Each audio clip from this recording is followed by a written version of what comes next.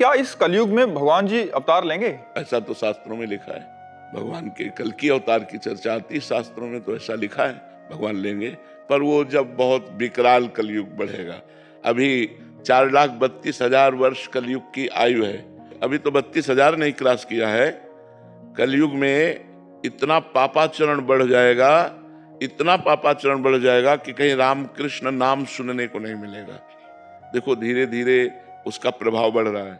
क्या सुंदर गृहस्थी कि अगर पति को प्राप्त किया तो आजीवन निर्वाह किया, पत्नी का वरण कर लिया, आजीवन निर्वाह किया।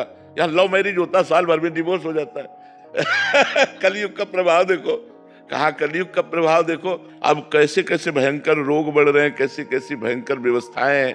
अब एक आदमी को परेशानी, अस्पताल जाए तो दवा मिलना तो बाद की बात है, पहले 10-5 हजार रुपया खर्चा करो इस बात के लिए कि तुम्हें है क्या।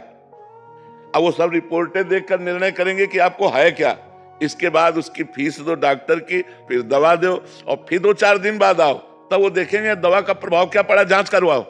वो जांच में अगर किसान आदमी है ना, इतना कहाँ पैसा है किसान आदमी के पास, तो आगे चल करके बड़ा रोगों का तांडव, भोगों का तांडव बढ़ेगा। मतलब कलिकाल का प्रचंड स्वरूप जब आएगा तब तो हाय हाय मची जाएगी। अभी तो बच्चा है, 4,32,000 में अभी तो 5,000 वर्ष व्यतीत हुए हैं। और अगर 32,000 क्रॉस करेगा तब कैसा होगा, जब 2 लाख क्रॉस करेगा।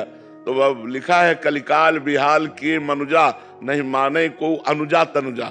बेटी बहन का भेद खत्म हो जाएगा, पशुवत भोग आचरण शुरू हो जाएंगे, तांडव राक्षसी स्वभाव का। जब ऐसा महाभयंकर पापाचरण होगा तब उस समय भगवान का अवतार हुआ, कल की अवतार। फिर वो दुष्टों का विनाश करके तब फिर सतयुग आ जाएगा।